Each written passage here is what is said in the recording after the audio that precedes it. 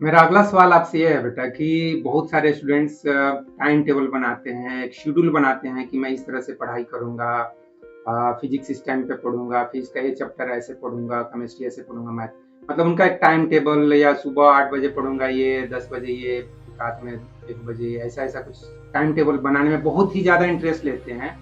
मतलब पढ़ाई में उतना ज़्यादा इंटरेस्ट नहीं लेते हैं, जितना कि वो टाइम टेबल बनाने में इंटरेस्ट लेते हैं। और मुझे याद आता है खान सर का एक जोक्स, जिसमें वो बोलते हैं कि मछली अगर टाइम टेबल बना के समुद्र में तैरे तो तैरना सीख पाएगी क्या? और मुझे बहुत अच्छा लगता है खान सर का वो डायलॉग। तो मैं समझता हूँ जैसा कि खान सर भी बोलते हैं कि स्टूडेंट को टाइम टेबल बनाने की क्या जरूरत है भैया, उसको जब मन लग रहा है पढ़ने में, जब उसको तैरने का मन कर रहा है, मछली की भाषा में बोले तो जब उसको तैरने का मन कर रहा है तब तैर ले, जब उसको मन कर रहा है फिजिक्स पढ़ने का उस समय फिजिक्स पढ़ ले, जब मन कर रहा है अगर सोशल स्टडीज जो कि आईआईटी में नहीं पढ़ने की जरूरत है, लेकिन कोई आईएएस का तैयारी कर रहा है तो उसको पढ़ना पड़ेगा, चाहे वो कॉन्स्टिट्यूशन पढ़ना पड़े, जो कुछ भी।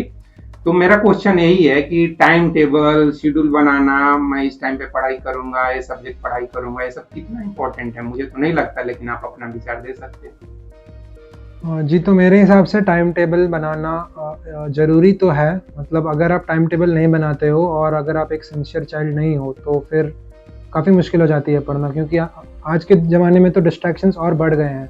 मेरे ज़माने में पबजी वगैरह गेम्स तक नहीं थे। अब तो बहुत सारे डिस्ट्रैक्शंस हैं, इंस्टाग्राम वगैरह काफ़ी पॉपुलर हो गए हैं। तो एक बच्चा दिन भर वही करते रह जाएगा अगर वो एक प्रॉपर टाइम टेबल ना बनाया तो।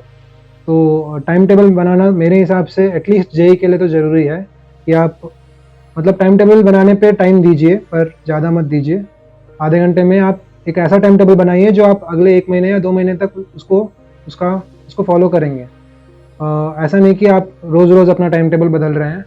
और जो आप टारगेट सेट कर रहे हैं अपने टाइम टेबल में, इंश्योर करिए कि आप उसको निभा रहे हैं। और अगर आप गलती से अगर कुछ मिस हो गया, अगर आप उस टाइम पे नहीं पढ़ पाए, तो इतनी चिंता की बात नहीं है। आप फिर आगे अगर आप कुछ लीजियर अपने लिए रखे होंगे तो एडजस्ट कर सकते हैं, डिवाइस एडजस्ट कर सकते हैं। पर एक बेसिक चीज़ बना लीजिए, जी हाँ, मैं 8 बजे उठूँगा, 8 से 9 मैं ऐसे फ्रेश अप होऊँगा, 9 बजे से मैं पढ़ना शुरू करूँगा, 9 से 10 फिर पढ़ूँगा, 15 मिनट का ब्रेक जो भी है, फिर 1-1 घंटा पढ़ूँगा। ऐसे या एक टाइम टेबल बनाना ज़रूरी तो होता है। हाँ बेटा, मेरा अगला सवाल यह है कि स्टूडेंट्स ये सोचते हैं कि हम ऐसे चीज़ों को याद कर रहे हैं या पढ़ाई में कितना हमको मेमोराइज करने की ज़रूरत है, चीज़ों को माइंड में रखने की ज़रूरत है, कितनी चीज़ें समझने की ज़रूरत है।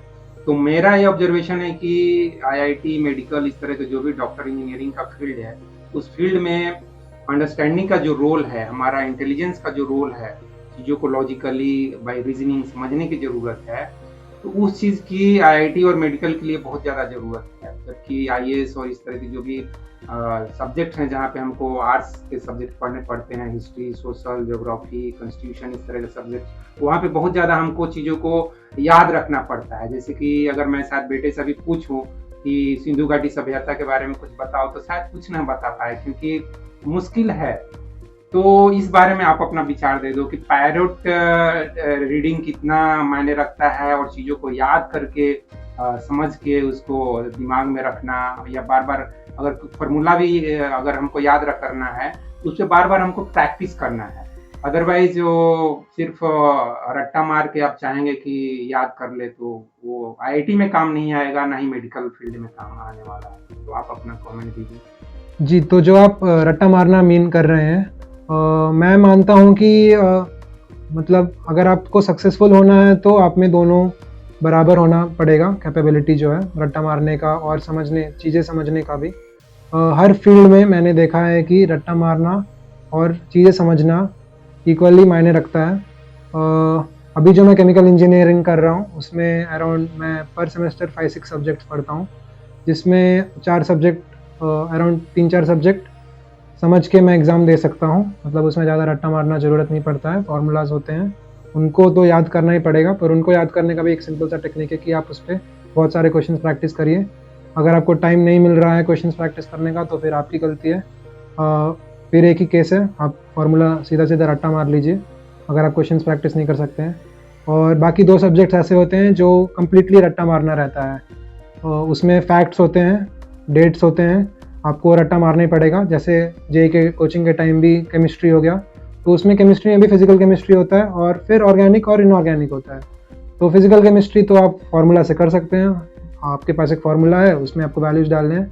पर इनऑर्गेनिक की बात हो गई, जैसे पी ब्लॉक एलिमेंट्स, जो एक बहुत इनफेमस चैप्टर है हमारे स्टूडेंट्स के बीच में। हम मानते हैं कि पी ब्लॉक एलिमेंट्स को पढ़ना या याद रखना एक बहुत ही मुश्किल काम है, क्योंकि उसमें सिर्फ फैक्ट्स ही फैक्ट्स हैं। तो ऐसी चीज़ों को फिर कुछ लोग होते हैं जिनको रट्टा मारना पसंद है, उनसे वो आराम से रट्टा भी मार लेते हैं, पर फिर शायद वो एनालिटिकल चीज़ों में थोड़े वीक हों। अगर आप दोनों में स्ट्रांग हैं तो बहुत अच्छी बात है, आप काफ़ी सक्सेसफुल हो सकते हैं।